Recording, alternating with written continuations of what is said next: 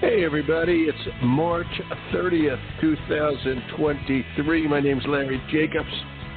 This is Pre-K-12 Education Talk Radio. We've got an old friend with us today, Jim Harvey, the return of the amazing Jim Harvey, who used to be the executive director of the National Superintendents Roundtable till he retired, okay, and handed it over to my good friend Steve McCammon, okay, who's the CEO of the Schlechty Center and now the executive director of the National Superintendents Roundtable. They're going to be with us today to talk about the changing role of the superintendency, how that transition is going, and why superintendents should really look to the Schlechty Center and the National Superintendents Roundtable as a forum to get involved with, okay, on a regular basis. And I know that from experience. All right, so it's going to be a nice show, okay? And if we're aspiring superintendents, administrators, and I might add educators of all sorts and sizes. We're going to archive the show over at ace-ed.org, the home website of our American Consortium for Equity in Education. That's over at ace-ed.org, ace-ed.org. Everything we do over there is free. We have a new issue of our magazine coming out, being put on site. A magazine called Equity and Access. It's excellent.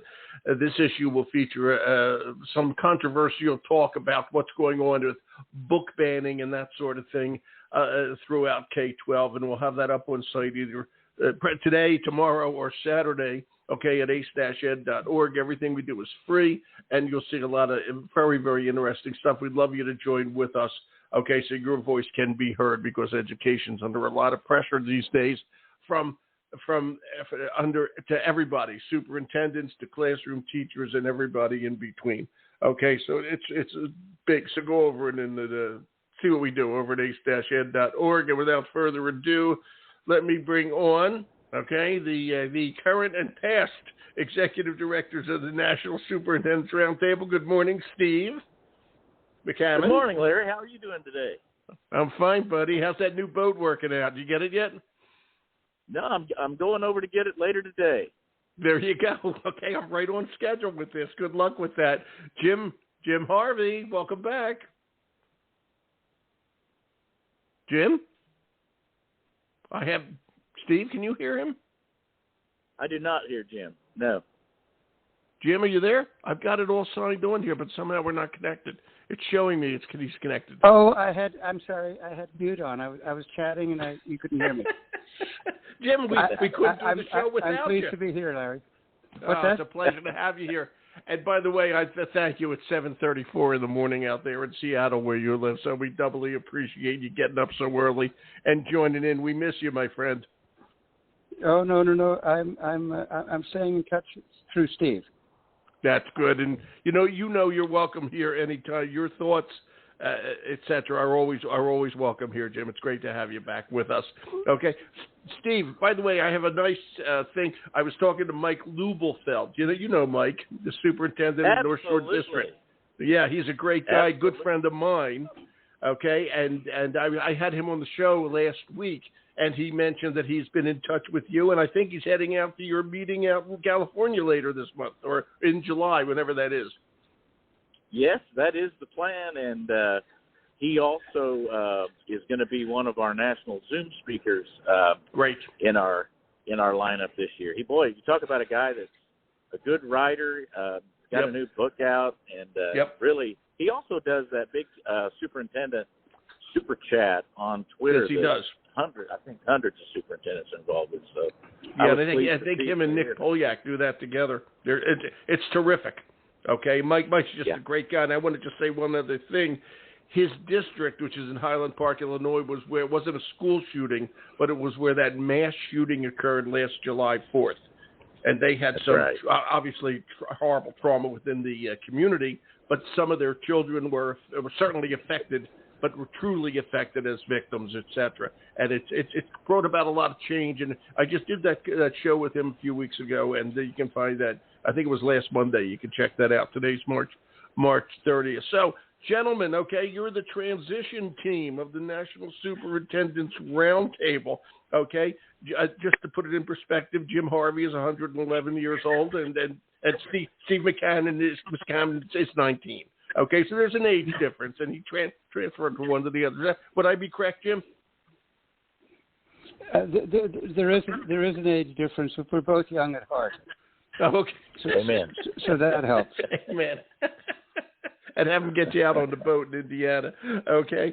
I got to ask you, Jim, I'm going to start with you here because you've been in superintendency. You know everything about superintendency. You watch this carefully. You may pretend you're retired, but I know you're really not. You're looking at this stuff. What do you see going on right now with the superintendency? Okay, the mind, the voice of James Harvey, everybody. Well, I think the school superintendents and principals and school leaders generally are under much more pressure right now than at any time in the past 50 years, probably since the Supreme Court ruling in 1954 demanding the desegregation of schools in the South. Wow, I would agree. That's interesting. Yeah, we have this. We have this terrible onslaught of school shootings. You mentioned the one in Highland Park. Just earlier this week, we had 3 children and 3 adults shot in a private Christian school in Nashville, Tennessee. Yep. There have now been several hundred of these outbreaks of school shootings in recent decades. We've got the assault about how we teach the history of the United States, yes, wrapped up in this term critical race theory. We have books being banned by individuals. A single person objecting to a book in Florida now can get it pulled off the library shelves. That's right. And we have a push in several, almost nearly 24 states to let public money be used in private schools in the form of vouchers to push for more charter schools. So these are all huge leadership challenges for school superintendents. And in my 50-odd years of following American education, I think this is the most stress that school leadership has been under that I can recall. And you know, you brought up charter schools, and I would agree with you on that. And it's interesting that juxtaposition back to 1954, Brown versus Board of Education, the great sea change in American education. I guess we're undergoing another one now, which brings me to the question, Jim, and I'll get to you, Steve, in just a minute. But Jim, from your perspective, okay, when you look at all this, and you just mentioned charter schools, and charter schools, a lot of them are the 5 or 6, 8 schools, whatever it might be. All right, and they have, quote, a superintendent, okay? And I'm curious, do you see that superintendent's role the same as a public superintendent's role? As you say the word superintendent. I'm sorry, is which role the same as the superintendent? The superintendency of a charter school, quote, district. Okay, versus the superintendency of a public school district. You know, and I'll put that in perspective. Education is changing, and we look at the superintendency, we immediately think public school. But there are, by the way, charter schools are public schools, but it's a different setup. Okay, and I'm just curious how you juxtapose superintendent of one to the other. How you think about it? Right. Well, there are these charter school organizations called educational management organizations. I do not consider charter schools to be public schools. I think a public school is a school that's funded by the public, it's overseen by the public, and that employs public employees. And basically all the charters do is they use public money, but they employ them for private purposes frequently. And there have been so many scandals around charter schools for the last 2 decades that I think the management of these systems is quite different from the management of public schools. So I think they're quite different. The degree to which charter schools managed by for-profit companies enter into special arrangements where the school rents property, leases property from corporations owned by some of the owned by private enterprises at exorbitant rates, I think is a national scandal and really should be looked into. The extent to which online charter schools are charging outrageous fees for pretty minimal services online, that should be looked into too. And I think the degree to which charter schools should be subject to the same accountability provisions in terms of assessment and so on that public schools are responsible for, I think that's also something that should be looked at. That is a very interesting answer. And Steve, as the current executive of the National Superintendents Roundtable, can you answer that question? The difference in the superintendency, the way you look at it, the way Schlechty, if I may, looks at it, between charter and public school superintendents. Maybe you don't see a difference. I don't know. Curious. No, I think Jim answered it really well. You know, at the Schlechty Center, which I've been involved with for almost 20 years. I mean, yep. We are our mission is to this advocacy of public schools. And Phil Schlechty, our founder, used to say, he used to, complain all the time that he said, we may be coming to a day where is there a public left for public schools? And, what he would say is this whole drive to charter schools, when I worked at the Florida Department of Education, charter schools were really just coming online, and it really was about people saying, I'm not saying I'm going to get a better education where I'm going to school. I'm just not going to have to go to school with other people's children. And I think that's been to the detriment of this thing called a public. And so, but I think Jim hit it spot on. I mean, I'm seeing, I won't mention the school district, but there's a school district close to where I've moved to where there's been a charter school. And, it wasn't formed because the kids were getting a poor education. The school district that serves those children is an A-plus school in all indicators. But it wasn't meeting some other needs that we won't go into here. But I think Jim's answer is spot on. I think, Jim, you could publish that answer. And we would be happy to carry that in our magazine and on our website if you ever want to do that, Jim. Okay, I offer that to you as, it's really an interesting. Go ahead, Jim. I'm sorry. No. I was just saying thank you for that opportunity. Oh, you're more than welcome. And by the way, anything you do is welcome here anytime. So you guys seem to be on the same wavelength. So with that in mind, and I want to make this clear, the National Superintendents Roundtable is a wonderful organization. It is not part of the AASA, which is the National Superintendents Association, but you guys get along with the AASA. And I'll throw this to Steve, the current executive director. Steve, what's the difference between the NSR, the Superintendents Roundtable, which is a much smaller organization, than the big old AASA? How do you see the two working together and the difference between the two? So we can encourage more and more superintendents to join the NSR.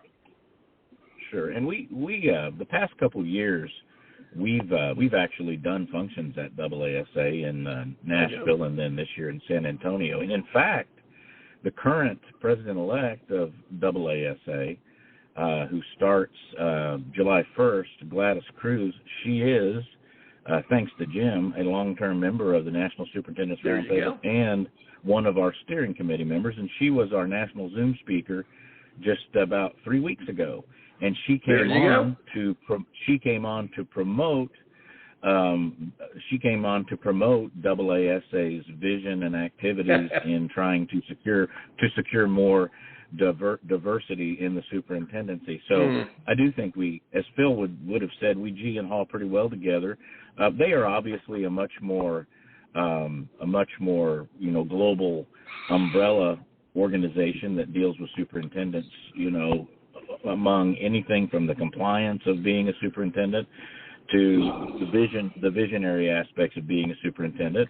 The roundtable, as we told you, one of the reasons we were excited to take on the roundtable is we like that it's an advocacy policy organization. It's smaller, certainly, but I think it dovetails real nicely into what AASA is trying to do, and we have, I would say, probably most, if not all, of our members belong to AASA. I was a long-standing AASA member, so I think we do publications. I know Jim's been published.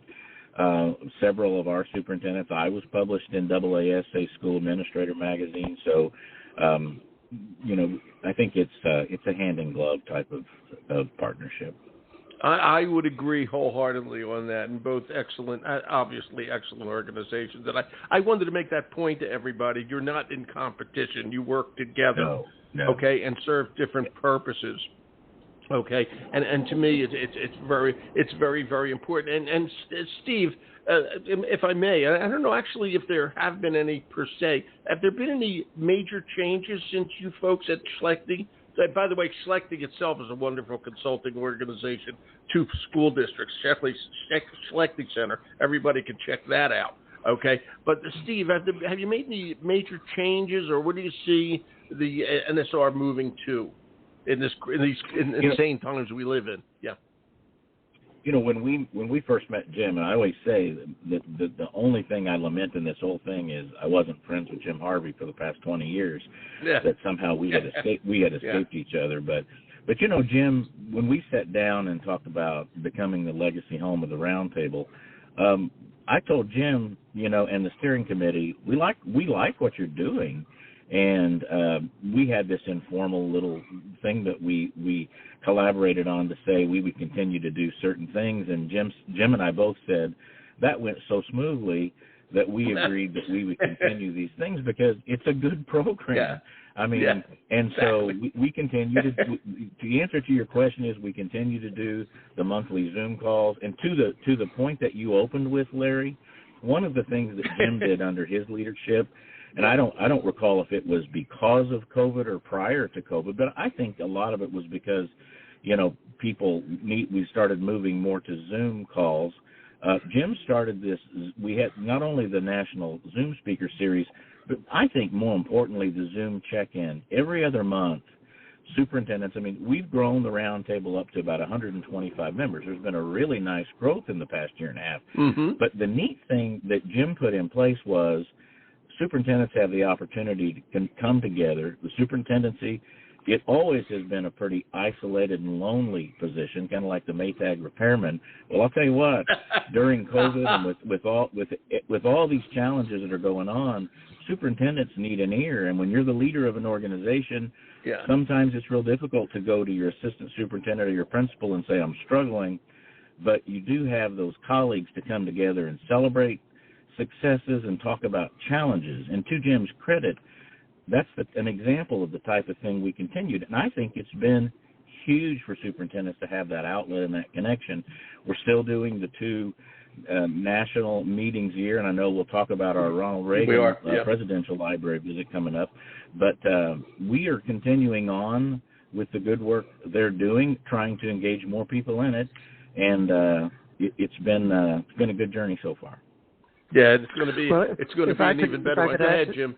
Of course. If I could add to that, Larry, I think the Roundtable is in an even stronger position now than it was a couple of years ago.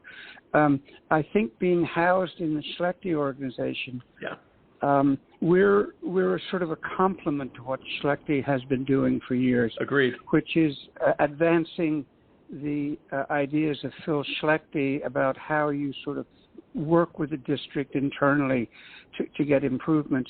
We've always been more oriented towards looking at what's going on in schools from 20,000 feet. So we've had sort of a policy orientation. I think that gives Schlechty 2 powerful ways of helping schools move forward.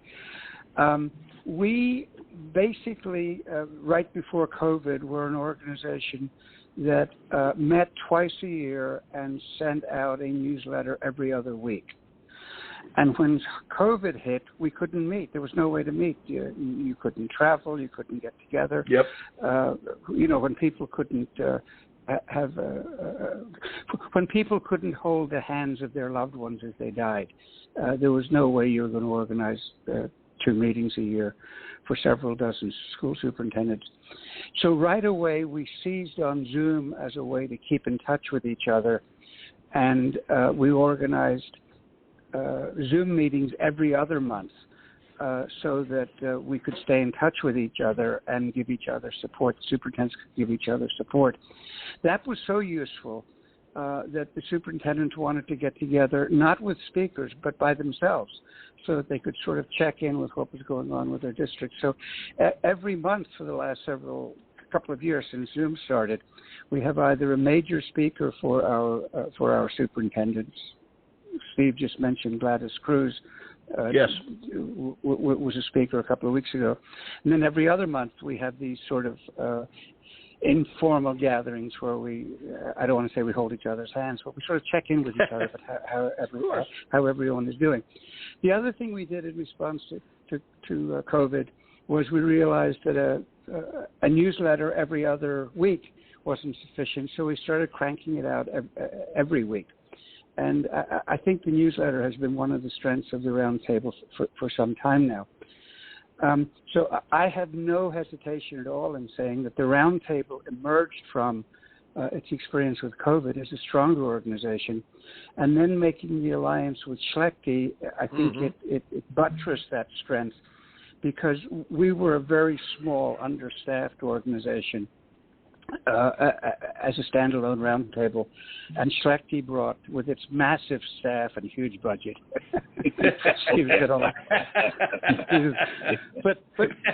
My 8 people are going to be happy to hear that. That's funny. They were more fully staffed than we had been, so I think we're now a stronger organization.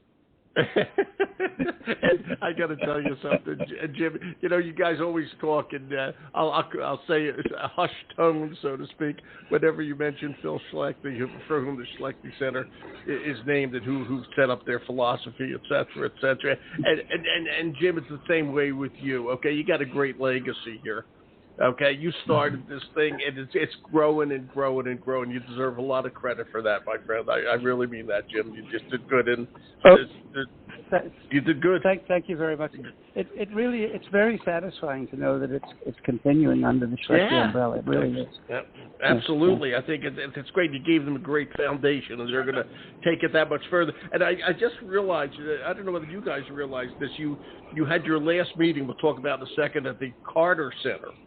Okay, and then the next meeting in the summer is going to be at the Reagan Library in Simi Valley. Okay, I just realized that was the same order of their presidencies. Okay, Carter, Reagan. Okay, and I'm wondering if you're moving in that direction. Will the next one be Bush? What's going on? What's happening there, Steve? Well, you would be Bush the elder. I don't know. I'm an old history teacher. I picked up on that. What's going on there? Is it going to be at the Bush Center in Texas? Just to give you a little history of that, this idea of going to the presidential library developed at the 2019 meeting that we had in Santa Monica, California.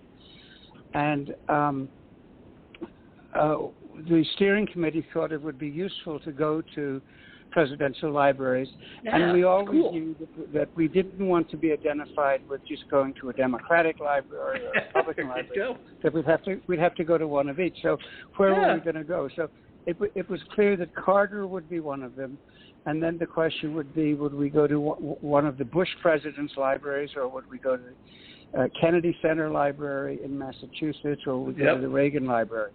And initially, I think we were thinking of going to the library of the first President Bush in Texas. But then all of those plans fell apart because of COVID. So we were finally able to get to the Carter Library last October, and we're going to go to the Reagan Library in July of this year.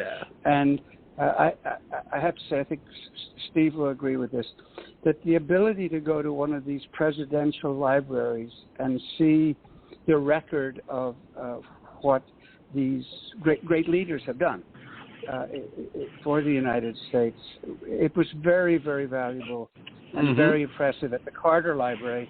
And I think the Reagan Library, maybe even more so. They actually have Air Force One out of the Reagan Library, and we'll be able to walk into that. Yeah, and by the way, I just want to say something since we're on the subject. All of the presidential libraries and centers, whatever they call them, have education directors. Okay, and they want teachers to tap into those places. Okay, yes, they have great yes. resources and all that. I mentioned, I don't know if he's still there, Tony Penny over at the Reagan Library, who was just a great guy. I don't know if he's still there or not, but please, if you could do bump into him, tell him I said hi. Okay, and on that note, when you guys got together at the Carter Center, okay, obviously in Atlanta, and I wish President Carter well, as you know, he's in hospice right now as he ages so beautifully. I know that, but he's getting near the end, I guess. What did you guys talk about? I'll throw this to Steve. Steve, what was the big topic at the Carter Center? The theme was education for democracy, and we had a powerful lineup of speakers. I mean, we had Valerie Strauss from the Washington Post, Leslie Fenwick, who was this close to being the Secretary of Education. You know, I think she was definitely in the running, and she was an incredible speaker. You know, Jim can tell you a few of the other speakers we had as well. Really well received. I don't think there was a better place to have that conversation than at the Jimmy Carter Presidential Library. I mean, obviously, with everything he did, not only in this country but around the world for, you know, democracy and voting, and but it was just a really quality conversation about how important public schools are. You can't have a democracy without a strong public school system. And I think we all left there. The best thing we did on top of the speakers was we had on the final day, we had a true roundtable circle conversation. And the conversation ebbed from race in education, critical race theory, to you know, some of the things that superintendents were up against. And I think the topic was just spot on. Little foreshadowing from that conversation. Jim Harvey, we were talking about what would we do next year. We wanted to kind of bounce that off of the superintendents, and this is just really cool, I think. So Jim Harvey mentioned to us, he said, you know, this coming year is the 40th anniversary of A Nation at Risk. What a great opportunity. And we thought, why not take that into the backyard where a lot of that thinking came from President Ronald Reagan. And the neat thing about the conversation is, and I'll let Jim speak to this, Jim Harvey, you know, those books that you could get when I was in school in the library that said, you were there at the crossing of the Delaware with George Washington. well, Jim Harvey was there in Washington, D.C. and helped write A Nation at Risk 40 years ago. And so talk about getting to the heart of the matter. I mean, and you know, Jim's going to be our keynote speaker. Not only did Jim recommend that we go at the 40th anniversary, but Jim's going to open the thing and frame what happened, why it happened, what the intent was, and I'll let Jim speak that. But what a blessing for us to be able, and I think it's going to draw a lot of attention to us. It is the 40th anniversary. And the last thing I'll say before I hand it over to Jim, we're going to do an activity while there called Defining Moments. And years ago, George Thompson, who I know you know George, Larry, we were with a group of about 40 superintendents in Columbus, Ohio, and we were doing this activity called Defining Moments, and we went back over the decades about what has impacted public education to make it what it is today. And as part of a normal conversation when we do that activity, someone said, you know, 40 years ago, A Nation at Risk came and da-da-da. One of the real thoughtful superintendents at the end of that activity said, I want to make an observation. As I look at that continuum you've got on that big whiteboard, I would say to you that when we look at all the ills that have been the wrong pathways we've gone down in public education, a lot of it goes back to A Nation at Risk that he said, in my humble opinion, was basing everything on a false foundation and a false premise. And so we're going to do that activity while there, but it's going to come off of Jim framing, hey, you know, I was there, and we're going to have speakers talk a little bit of both sides of that. But I would let Jim talk. I think it was a fantastic idea to have this theme, and an even better idea to have Jim frame it for us while there. Thank you, Steve. And Jim, I think what Steve just said is that you were there when Washington crossed the Delaware. Is that correct? You're not that old. Well, you remember, I don't know if you guys remember the 1950s. There used to be a television show on you were there. Sundays called You Were There. So sure. I was, in fact, there, and I played a part in it in many ways, to my great regret. I have never spoken publicly about how that report was developed or what I thought about it. So I'm mulling over in the back of my mind just about all the time what I'm going to say at this meeting, because it probably will be my legacy statement about a nation at risk. And I thought at the time it was released that it was a false foundation. And I think in the successive 40 years, that has proven to be true. I had a view of what the report should say that wasn't shared by the commissioners. And I believe they didn't really understand what they were talking about and came at it from a sort of an elitist intellectual point of view that has not served the United States well. But I have to think very carefully about how I'm going to present that at the meeting. But I'm very much looking forward to the opportunity to talk about it. And we'll have some people that, are more favorably inclined to think that the nation at risk was just what the doctor ordered at the time. But I didn't think so at the time, and I don't think so now. We always have to take things in their historical perspective and see where they take us. I recommend a book. We'll talk about this in a second, but I recommend a book to you by Dr. Dave Steiner of Johns Hopkins. It's called A Nation at Thought. It's a brand new book. Okay, it's got a subtitle: Restoring Wisdom to America's Schools, and it's called A Nation at Thought. At Thought. A Nation at Thought. And Dave Steiner's just a terrific guy. I don't know if you know him, but he's a terrific guy at Johns Hopkins. Okay, so you both might enjoy that. Yeah, okay. Because, it talks about what we need today versus what we have done over the past amount of time. I don't want to shift away. So what do you hope to gain, okay, out of I'll ask Jim this. Now, let me ask Steve. Steve, at the Ronald Reagan, thank you for your thoughts, by the way, a minute ago, Jim. Okay. Steve, what do you hope, okay, to gain as you review all this at the and I agree with you, it's monumental that Jim's going to be talking about there, but what do you want to come out of it, okay, from your July meeting, your future July meeting? Yeah. Our vision of success would be, and we just had our most recent design planning meeting yesterday, me and Jim and George, and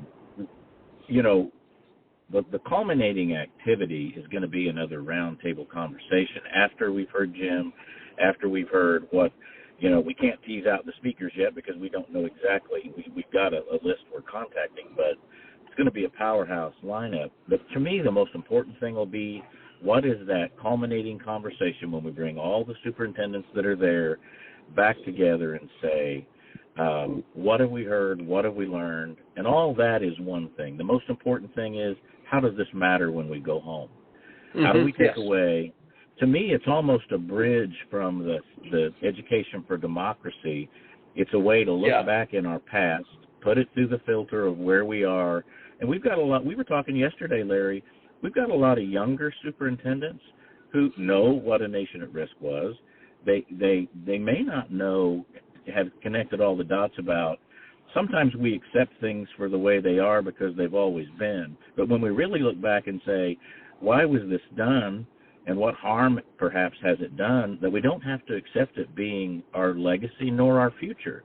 And so hopefully we can tie back to our Atlanta visit and say, what might we think about differently as we go back, and how do we continue to change and evolve the conversation? That would be, from my perspective, the best thing that could happen in hearing about our past.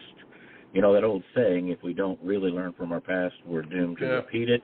I don't think public education could withstand a continued onslaught that if more traction came down that pathway. So that, I don't know about Jim, but that would be my vision of why it's important we have this conversation and convene superintendents in California. Yeah, and basically what you just said is why I asked that original question in our interview about charter school superintendencies and public school superintendencies. And by the way, charter schools, I have to say this, gentlemen, are considered public schools. Okay, whether or not you put them in that same category, but they are considered public schools. And the reason I ask that question is because we are in a state of flux and change in American education right now. Okay, there is this, you all know, Jim, you mentioned you used to work at the Florida Department of Education. You certainly know what's going on down there these days, okay? And and everything, if I may, I sound like the oldest of men, everything's changing, all right? And so, Jim, I'm going to ask you, where do you see the future going? Can we work our way out of this mess, or whatever we want to call it? Maybe it's not a mess. Maybe I used too strong a word.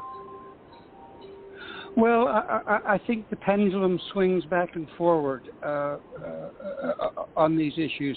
I think it has swung very hard towards privatization and towards a sense of education as a private good. And I think that's a very dangerous thing for public education. And I do want to say that although some people consider charter schools to be public schools, they don't meet my definition of a public school. I think they're part of the privatization agenda. There never was any. Okay. I need to step away from it. There's a bell going off in the room, and I need to just turn it off for you. Just hold on a second. Okay. I'll go over to Steve. Steve, are you there? Steve? That was kind of Pavlovian, wasn't it? Jim hears a bell and he steps away. You know, by the way, we're showing our age with the Maytag repairman, and we all laugh. I do. We all with the Maytag repairman. Nobody knows who we're talking about, by the way. So everybody's young. Just had the younger superintendents. I was thinking about that. You know, but let's just go with that. We got about 5 minutes left there. Younger superintendents. The world is changing. Social media is nuts. You got Florida going absolutely crazy, in my opinion. Okay, so Steve, what do you see happening? And that's spreading. That's what I don't like about it. That's spreading. What's going on? You don't have to pick on Florida. I'll do that for you. Yeah. Well, I will say this, and again, I consider Jim a fine friend and colleague, and so I try to lift him up as much as I can.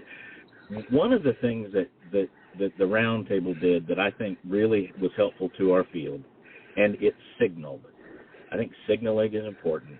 During COVID, Jim commissioned a report called the Quitting Report.